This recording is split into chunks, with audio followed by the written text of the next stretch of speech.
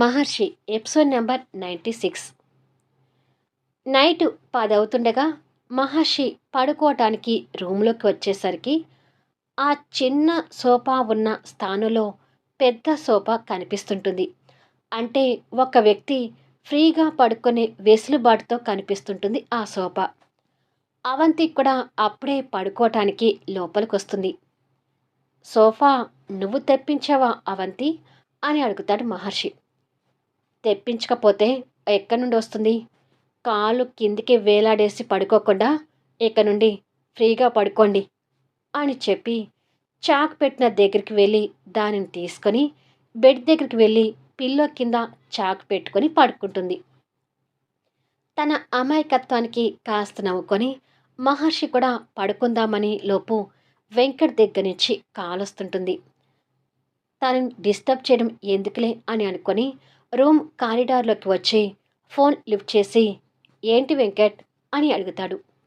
రేపు government tender ఒకటి submit చేసేది ఉంది కదా సార్, దానికి సంబంధించిన కొన్ని డౌట్స్ ఉన్నాయి, క్లియర్ చేస్తారేమోనని ఫోన్ చేశాను అని అంటాడు వెంకట్. రూమ్లో వెంకట్ ఫోన్ మాట్లాడుతుంటే దుష్టశక్తి ఆ రూమ్ బయట నిలబడి ఆ మాటల్ని సీక్రెట్గా వింటూ ఉంటుంది. ఆ డౌట్స్ ఏంటో చెప్పు, క్లియర్ చేస్తాను అంటాడు మహర్షి. వెంకట్ ఆ డౌట్స్ గురించి అడుగుతుంటే మహర్షి క్లియర్ చేస్తుంటాడు. దుష్టశక్తి మాత్రం ఆ మాటలు సీక్రెట్గా వింటూ తన టెండర్కి ఉపయోగించడానికి చూస్తుంటుంది. ఇలా కొద్దిసేపు వెంకట్ మాట్లాడిన తర్వాత ఓకే సార్, అన్ని డౌట్స్ క్లియర్ అయ్యాయి, డిస్టర్బ్ చేసి ఉంటే క్షమించండి అంటాడు. అదేమీ లేదు వెంకట్, నేను కూడా ఇంకా పడుకోలేదులే, ఉంటాను అని చెప్పి మహర్షి ఫోన్ పెట్టేస్తాడు. వెంకట్ కూడా ఫోన్ పెట్టేసి ల్యాప్టాప్లో వర్క్ చేస్తుంటే మిథున దొంగచాటుగా నిలబడి లోపలికి చూస్తూ ఎలాగైనా ఈ రాత్రికి ఆ డీటెయిల్స్ చూడాలి అని అనుకొని తన రూమ్లోకి వచ్చి తన టెండర్కి సంబంధించిన వర్క్ చూసుకుంటూ ఉంటుంది.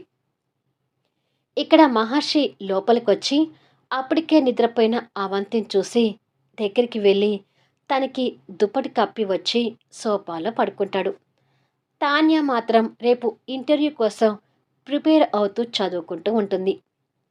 అర్ధరాత్రి 12 అవుతుండగా మిథున నిదానంగా వెంకట్ రూమ్లోకి వస్తుంది. వెంకట్ నిద్రపోవడం చూసి ల్యాప్టాప్ దగ్గరికి వెళ్తుంటుంది. దానిని సైలెంట్గా బయటకు తీసుకొచ్చి ఓపెన్ చేసి పాస్వర్డ్ ఉండటం చూసి ఓహో, ఏ పాస్వర్డ్ పెట్టుంటాడు, అత్తయ్య మావయ్య గారి పేరు పెట్టి ఉంటాడేమో అని అనుకొని తులసి పేరు టైప్ చేస్తుంది. రాంగ్ పాస్వర్డ్ అని చూపిస్తే బెనర్జీ పేరు కూడా కొడుతుంది. అది కూడా రాంగ్ పాస్వర్డ్ అని చూపిస్తుంది. ఇంకా ఏది పెట్టి ఉంటాడు, అతని పేరు పెట్టుకున్నాడేమో అని అనుకొని వెంకట్ అని కొడుతుంది. అది కూడా రాంగ్ చూపించేసరికి అబ్బా, ఇంకా ఏది పెట్టుంటావు నాయనా అని అనుకొని ఒకవేళ నా పేరేమైనా పెట్టి ఉంటాడేమో అని అనుకొని ఆ ఆలోచనకే సంతోషపడుతూ మిథున అనే పేరు టైప్ చేస్తుంది. అది కూడా రాంగ్ చూపించేసరికి నా బొంద, అయినా నా పేరు ఎందుకు పెట్టుకుంటాడు, అంత ఇష్టంగా నా పేరు పెట్టుకోవడానికి నన్నేమైనా ప్రేమించి పెళ్లి చేసుకున్నాడా ఏంటి? కానీ ఫ్యామిలీలో అందరి పేర్లు టైప్ చేశాను కదా, ఇంకా ఏది పెట్టి ఉంటాడు, ఒకవేళ దుష్టశక్తి అని పెట్టి ఉంటాడా అని అనుకొని దుష్టశక్తి అని టైప్ చేయగానే అది ఓపెన్ అవుతుంది. ల్యాప్టాప్ ఓపెన్ అయినందుకు సంతోషపడాలో లేకపోతే దుష్టశక్తి అని పాస్వర్డ్ పెట్టినందుకు ఏడవాలో అర్థం కాని పరిస్థితిలో బిక్క మొహం పెడుతుంది. తర్వాత వెంకట్ ఎక్కడ లేస్తాడోనని భయపడి త్వరగా తన పని ముగించుకోవాలని చూస్తూ దుష్టశక్తి అని పాస్వర్డ్ పెట్టి అష్టదరిద్రుడు అని నిరూపించుకున్నాడు అని కోపంగా తిట్టుకొని ఓపెన్ చేసి టెండర్ డీటెయిల్స్ చూస్తుంటుంది. ఇక గౌతమ్ రేపు పెట్టబోయే ఇంటర్వ్యూస్ గురించి మేనేజర్తో ఫోన్ మాట్లాడుతూ నాకు పిఏ లేడీ అయినా పర్వాలేదు, జెంట్స్ అయినా పర్వాలేదు, తెలివైన వాళ్ళని చూడండి, ఫైనలైజ్ చేసి సెలెక్ట్ చేసిన తర్వాత క్యాండిడేట్ని నా దగ్గరికి పంపించండి. కానీ ఇంటర్వ్యూ స్ట్రిక్ట్‌గానే జరగాలి. అప్పుడే వాళ్ళ తెలివి ఏంటి అనేది బయటపడుతుంది అని మాట్లాడుతుంటాడు. ఓకే సార్ అంటాడు మేనేజర్. ఇక మిథున తనకి కావాల్సిన డీటెయిల్స్ అన్నీ తీసుకొని ల్యాప్టాప్ క్లోజ్ చేసి లీవ్ చేసిన హెయిర్ ముందుకు పడుతుంటే దాన్ని వెనక్కి అనుకుంటూ రూమ్లోకి పెట్టడానికి వెళ్తుంటుంది. వెంకట్ డిమ్ లైట్ వెలుతురులో ఆదమర్చి నిద్రపోతున్నాడని కనిపిస్తుంటుంది. ల్యాప్టాప్ని దాని స్థానంలో పెట్టి బయటికి వెళ్ళబోయి మళ్ళీ తిరిగి వెంకట్ వైపు చూస్తుంది. వెంకట్ షర్ట్ లేకుండా పడుకొని చలికి ఇబ్బంది పడుతున్నట్టుగా కనిపిస్తుంటాడు. వెంకట్ని అలా వదిలేసి వెళ్ళడానికి మనసు రాక దగ్గరికి వస్తుంది. షర్ట్ లేని వెంకట్ బేర్ బాడీ డిమ్ లైటింగ్లో సెక్సీగా కనిపిస్తూ ఊరిస్తుంటే తన చూపులు వెంకట్ బాడీ మీద పడిపోయి రెప్ప వేయకుండా అలాగే చూస్తూ, ఏమున్నావురా, అమాంతం వచ్చి నీ మీద పడి నిన్ను కసితీరా కిస్ చేయాలని ఉంది అని అనుకొని, చిచి, నేనేంటి నా మొగుడికి ఇలా ప్లాట్ అయిపోతున్నాను. మిథున, నిగ్రహంగా ఉండు. వెంకట్ ఎంత సెక్సీగా కనిపిస్తున్నా నువ్వు నిగ్రహాన్ని కోల్పోవద్దు అని తనకు తానుగా చెప్పుకుంటూ ఉండగా సడన్గా బొద్దింక వచ్చి మిథున మీద పడుతుంది. దాంతో మిథున ఒక్కసారిగా భయపడిపోయి వెంకట్ బేర్ బాడీ మీద అమాంతం వచ్చి పడుతుంది. వెంకట్ ఒక్కసారిగా హడలిపోయి తనని చుట్టుకొని గట్టిగా పట్టుకొని దొంగ దొంగ అని అరుస్తూ తన్ని ఇంకా అదుముకుంటూ ఉంటాడు. మిథున వెంకట్ రెండు చేతుల్లో బందీఖానాలో ఉక్కిరి బిక్కిరి అవుతూ అయ్యో అని అనుకుంటుంది. దొంగేంటి ఇంత మెత్తగా ఉన్నాడు అని అనుకొని మీదకు చూసేసరికి లీవ్ చేసిన తన హెయిర్ చిందర వందరతో ముందల పడిపోయి కనిపిస్తూ నిజంగానే దుష్టశక్తి దెయ్యంలా కనిపిస్తుంటుంది. వామ్మో, నా పెళ్ళాం శరీరంలోకి ఒక దెయ్యం దూరి నా శీలాన్ని దోచుకోవడానికి వచ్చింది. ఇలాంటి ఎన్ని హర్రర్ సినిమాలు చూడలేదు. నేను దెయ్యాలకి భయపడనే అంటూ మీద ఉన్న తనను పక్కకు వేసి తన మీదకి చేరి నీ అంతు చూస్తాను, నిన్ను చంపి పారేస్తాను అంటూ తన రెండు చేతుల్ని బంధించి అమాంతం తన మీద పడుకుంటాడు. అసలే వెంకట్ బాడీ చూసి రొమాంటిక్ మూడ్లోకి వెళ్ళిపోయిన మిథున వెంకట్ అలా మీద పడేసరికి ఆ ఫీలింగ్స్కి గుండె వేగం పెరుగుతూ నేను వెంకట్ నీ దుష్టశక్తిని అంటుంది కంగారులో. నేను అదే అంటున్నానే, నువ్వు నిజంగానే దుష్టశక్తి అయిన నా పెళ్ళం బాడీలోకి దెయ్యానిగా వచ్చావు. నిన్ను చంపే వరకు వదలను. నా రెండు చేతులేమో నీ రెండు చేతులు పట్టుకోవాలి. మరి ఇప్పుడు నిన్ను ఎలా చంపాలి అని అనుకొని, హా, నీ మెడ కొరికి చంపుతాను అంటూ తన మెడ వంపుల్లో కావాలని శుతి మెత్తని ముద్దులు పెడుతుంటాడు. ఆ ముద్దులకి మిథున షేక్ అయిపోతూ తన బాడీ అంతా షాక్ కొట్టినట్టుగా అవుతుంటుంది. వెంకట్ తన పరిస్థితి చూసి, లేకపోతే నా ప్రాజెక్ట్ విషయాలు దొంగిలించాలని చూస్తావా, నీకు ఇదే పనిష్మెంట్, నిన్ను రొమాన్స్తో చంపుతానే అని మనసులో అనుకొని తన చేతులు బంధించి పట్టుకొని తన మెడ వంపుల్లో ముద్దుల వర్షం కురిపిస్తూ తనని ఉక్కిరి బిక్కిరి చేస్తుంటాడు. ఆ ముద్దులకి తన ఒళ్ళంతా జలదరిస్తూ తన గుండె వేగం అమాంతం పెరిగిపోయి, ప్లీజ్ వెంకట్, నాకు ఏదో అయిపోతుంది, నేను తట్టుకోలేకపోతున్నాను, నన్ను వదులు అంటూ రిక్వెస్ట్ చేస్తుంటుంది. నువ్వు దెయ్యానిగా నా పెళ్ళాం రూపంలో నా శీలాన్ని దోచుకోవడానికి వచ్చావే, అందుకే నా మీద పడ్డావు, నేను నిన్ను అస్సలు వదలను అంటూ ఆగకుండా ముద్దులు పెడుతుంటాడు. అయ్యో, నిజంగానే నాలో ఏ దయ్యం ఆవరించి లేదు వెంకట్, ప్లీజ్, నీ స్పర్శ నేను తట్టుకోలేకపోతున్నాను, నా శరీరం అంతా ఏదో అయిపోతుంది, నన్ను వదులు అంటూ రిక్వెస్ట్ చేస్తుంటుంది. వదిలేదే లేదు అంటూ తన మెడ మీద పొడి ముద్దులకి బదులు తడి ముద్దులు కూడా పెడుతుంటాడు.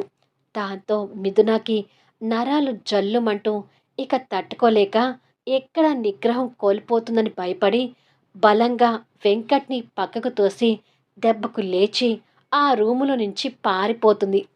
తను పారిపోవడం చూసి వెంకట్ నవ్వుకొని, నీకు ఇలాగే కావాలి అని అనుకొని బయటికొచ్చేసరికి మిథున ఫ్రిడ్జ్ దగ్గర నిలబడి గట గట వాటర్ తాగుతూ ఆ కంగారులో మీద కూడా పోసుకుంటూ ఉంటుంది.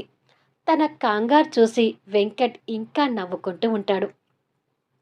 మిథున ఆ బాటిల్ అంతా ఖాళీ చేసి వెంకట్ వైపు చూసేసరికి వెంకట్ నవ్వటం ఆపేసి అమాయకంగా చూస్తూ, నీలో ఏదో దెయ్యం ఆవరించింది మిథునా, అందుకే నా మీదకొచ్చి పడ్డావు అంటాడు. నీ బొంద, నాలో ఏ దెయ్యం ఆవరించలేదు. ఇప్పటిదాకా నా శరీరాన్ని ఏదేదో చేసి నన్ను చంపి పెట్టావు కదా అష్టదరిద్రుడా అని తిడుతుంది. అవునా, నీలో ఏ దెయ్యం లేదా? మరి నీలో దెయ్యం ఆవరించకపోతే నా రూమ్లోకి ఎందుకు వచ్చావు? నా మీద ఎందుకు పడ్డావు అని అడుగుతాడు కన్నింగ్ లుక్స్తో. మిథున తడబడుతూ, అది నువ్వు చలికి వణుకుతున్నట్టుగా అనిపిస్తే దుప్పటి కప్పుదామని వచ్చాను. ఇంతలో నా మీద బొద్దింక పడేసరికి నేనొచ్చి నీ మీద పడ్డాను అని అంటుంది. ఎందుకు వచ్చిందో అసలు విషయం చెప్పకుండా దొంగ నాచిలా ఎలా దాచిపెడుతుందో చూడు అని అనుకొని పైకి మాత్రం అమాయకత్వం నటిస్తూ, ఓ అవునా దుష్టశక్తి, నేను ఇంకేదో అనుకొని నీ మెడ కొరికి చంపాలి అనుకున్నాను అంటాడు. మంచి పని చేశావులే, ఇక వెళ్ళి పడుకో అంటూ కసురుతుంది. అలాగే పడుకుంటాను దుష్టశక్తి అంటూ మళ్ళీ అమాయకత్వం నటించి లోపలికి వెళ్ళి డోర్ వేసుకొని తన పరిస్థితిని తలుచుకొని బాగా నవ్వుతుంటాడు.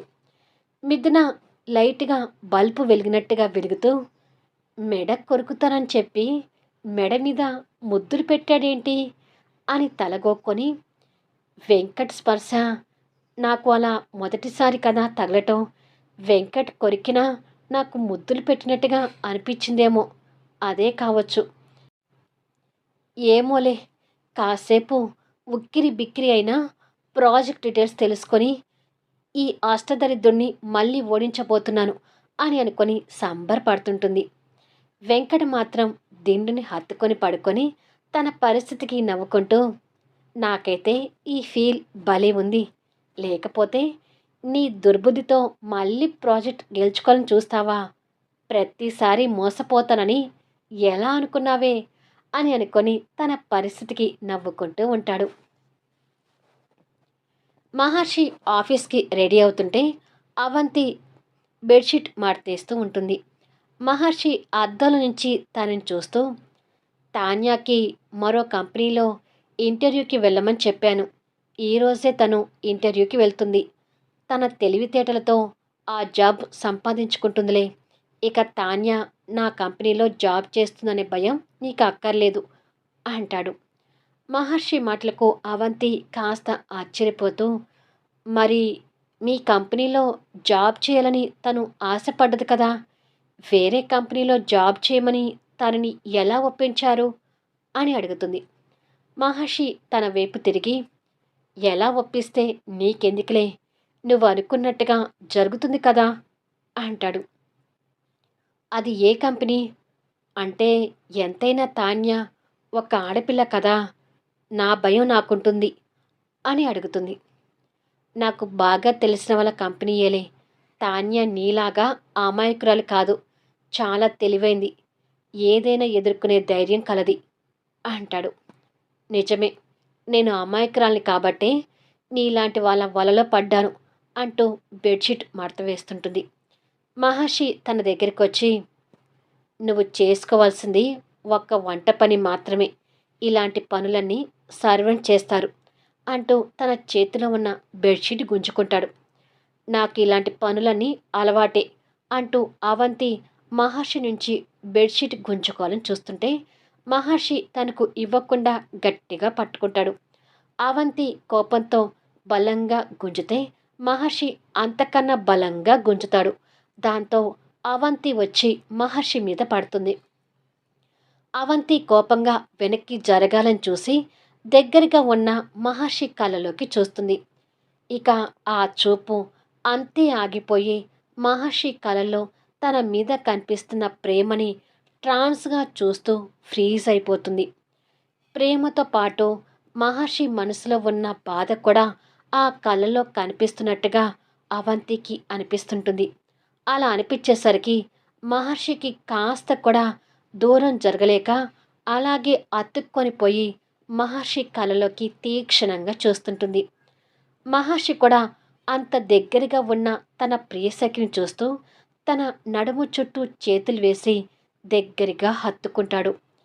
కొన్ని క్షణాలు ఇద్దరు లోకాన్ని మర్చిపోయి ఆ ట్రాన్స్లో ఉంటారు. మహర్షి కలలోకి అలాగే చూస్తున్న అవంతి తనకు తెలియకుండానే తన రెండు చేతులతో మహర్షి మొహాన్ని చేతులకు తీసుకుని చూస్తుంటుంది. అలా ఇద్దరు మెస్మరైజ్ అవుతూ చూసుకుంటూ ఉండగా మహర్షికి ఏదో ఫోన్ కాల్ వస్తూ రింగ్ సౌండ్ వినిపిస్తుంటుంది. దాంతో ఇద్దరూ తేరుకొని తన చేతులు మహర్షి మొహం మీద ఉండటం చూసి టక్కున వెనక్కి తీసుకుంటుంది. మహర్షి కూడా తన నడుమును చుట్టి ఉన్న చేతుల్ని వెనక్కి తీసుకొని తనని వదిలేస్తాడు. ఇదేంటి, కొన్ని క్షణాల్లోనే నేను ఇలా అయిపోయాను అని అనుకొని అవంతి ఇబ్బంది పడుతూ అక్కడి నుంచి వెళ్ళిపోతుంది.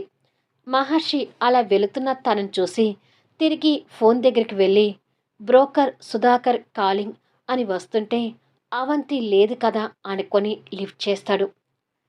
అది ఏ ఫోన్ అయి ఉంటుందని అవంతి కూడా వెనక్కి వచ్చి ఆ కాల్ వింటూ ఉంటుంది. నైట్ టైం వద్దు, డే టైంలోని అమ్మాయిని పంపించు అని చెప్తాడు మహర్షి. అవంతి ఆ మాటలు విని ఇలాంటి మాటలు వినడం అలవాటైపోయింది అని తిట్టుకొని కోపంగా కిందికి వెళ్ళిపోతుంది. కొద్దిసేపటికి అవంతి మహర్షికి తాన్యాకి టిఫిన్ వడ్డిస్తుంటుంది. వాళ్ళు చేసే ఇంటర్వ్యూలో ఎలాంటి కన్ఫ్యూజ్ కాకుండా వాళ్ళు అడిగిన దానికి సమాధానాలు చెప్పు, ఎలాగైనా ఈ జాబ్ నీకు రావాలి అంటూ జాగ్రత్తలు చెప్తుంది అవంతి. సరే అక్క అని బావగారు చెప్పినందుకైనా ఆ కంపెనీలో ఎలాగైనా జాబ్ సంపాదించుకోవాలి అని మనసులో గట్టిగా నిర్ణయించుకుంటుంది తాన్య. ఎలా వెళ్తావు తాన్యా అని అడుగుతాడు మహర్షి. ఎక్కడ తాన్యాని తన కారులో ఎక్కించుకొని వెళ్తాడేమోనని అవంతి భయపడి క్యాబ్లోనో ఆటోలోనో వెళ్తుందిలేండి అని అంటుంది. అవును బావగారు, నా ఫోన్ రిపేర్కి ఇచ్చాను కదా, ఆ ఫోన్ తీసుకుని వీలుని బట్టి క్యాబ్, ఆటో లేదా సిటీ బస్సులో కానీ వెళ్తానులే, నా గురించి వర్రీ అవ్వకండి అంటుంది. సరే అంటాడు మహర్షి కూడా. కొద్దిసేపటికి తాన్య షాప్లోకి వెళ్ళి రిపేర్ అయిన ఫోన్ తీసుకొని ఇంటర్వ్యూకి వెళ్ళడానికి ఇక్కడి నుంచి ఆఫీస్ దగ్గరే కదా, క్యాబ్ ఎందుకు, బస్ స్టాప్ కూడా ఇక్కడే ఉంది, ఏ ఆటోనో బస్సో వస్తే ఎక్కుతానులే అని అనుకొని బస్ స్టాప్కి వెళ్ళి నిలబడుతుంది. రోడ్డు మీద వాహనాలు బిజీగా వెళ్తుండగా అప్పుడే సిగ్నల్ పడి కరెక్ట్గా తాన్యాకి ఎదురుగా కాస్త దగ్గరగానే గౌతమ్ కార్ వచ్చి ఆగుతుంది. మళ్ళీ నెక్స్ట్ వీడియోలో కలుద్దాం. అంత దగ్గరగా ఉన్నప్పుడు ఒకరికొకరు చూసుకుంటారా? ఈ గౌతమ్ దగ్గరే పిఏగా జాయిన్ కావాల్సి వస్తుందని తాన్యాకు తెలిస్తే పరిస్థితి ఏంటి? ఇంకెప్పటికీ తాన్యాని కలవద్దు అనుకుంటున్న గౌతమ్ అసలు తనని పిఏగా తీసుకుంటాడా? అద్భుతమైన మలుపులతో ఆసక్తికరంగా సాగే కథా వీడియోస్ని మిస్ కాకుండా చూడండి. కథ నచ్చితే దయచేసి లైక్ చేయండి, కామెంట్ షేర్ చేయండి, సబ్స్క్రైబ్ చేసుకొని ఛానల్ షేర్ చేస్తూ సపోర్ట్ చేయండి. Thanks for లీజనింగ్.